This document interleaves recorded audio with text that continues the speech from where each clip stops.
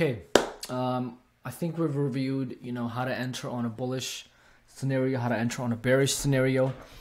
One video I quickly just wanted to make. This is going to be a very small video, but it's something that's worth mentioning, okay? Because our strategy, the one that we're going to be using, you're going to be waiting for those entries at those key areas, right? You're going to have these key areas drawn out. This is the 1 hour, but it'd be drawn on your 15-minute. And you're looking for candles to break. There is a certain candlestick pattern that I really want to show you guys, and I call this the money candle. And the reason I call it the money candle is because typically this candle will stop people out. Okay, so it'll take a lot of money from the market, but if you can get in with this candle, you can make a lot of money with this candle, okay?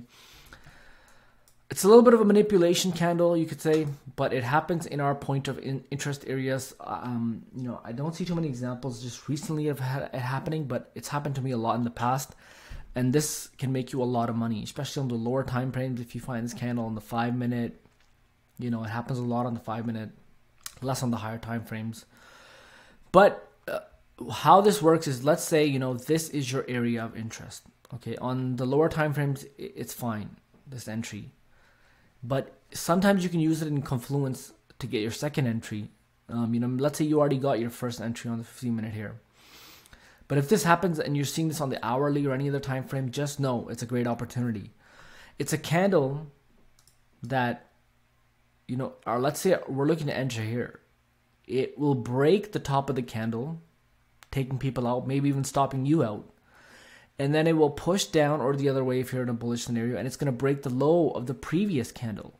So it's going to break the high first, take people out. Okay, that's how you got to think about it. It's taking somebody out, and then it's moving in the direction that it's supposed to.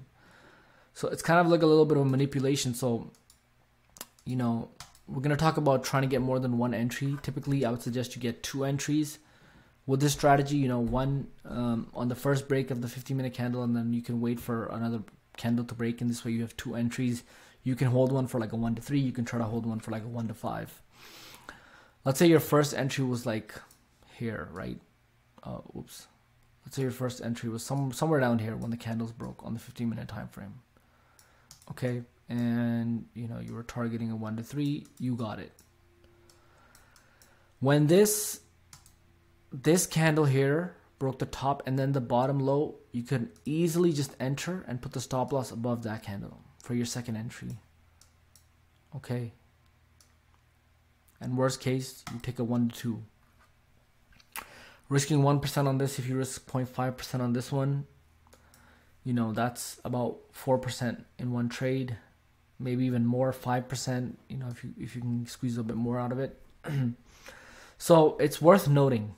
Okay, it's worth noting. I'm going to show you another example on NAS 100. I actually took this trade the other day. I didn't take it all the way up there, but I did take this trade. Key area of interest for us. We were already in an uptrend on the higher time frames. We paused for this bearish candle to break all the structure to the left. Came back, did the first bounce. I don't think I was up at this time at 5 in the morning to get in on this. So as you can see, a lot of people are getting in over here. So this candle, clearly we know this candle stopped a lot of people out that had stop losses sitting right below the double bottom, or maybe just here. Maybe this was their entry, so they've gone break even at this point, right? People who entered on the break of these candles, they've gone break even. It comes back, those people enter again, and then they go break even and it takes you out. It breaks the low of all of these candles, and then it'll explode to the upside right there. Okay, with one of these trades, wait for the break, and literally you could just tight it up that real tight and just go for like to the highs, the previous highs or something, right? Boom, you can smash that out.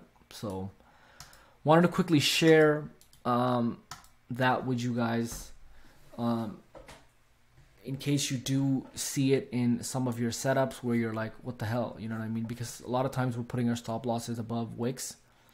Sometimes it'll take that wick out and then completely destroy the candle and break the low of that candle as well. That's an indication that you're on the right path. Get in on that trade. If you got stopped out, go in with a little bit smaller risk, but get back in, because it's probably going to be a strong push. You're going to be able to get like a 1 to 4, 1 to 5, even with a 0.5% risk. So I thought I'd mention that candle. It does come up, and it's something worth noting. So with that, we'll move on to the next video.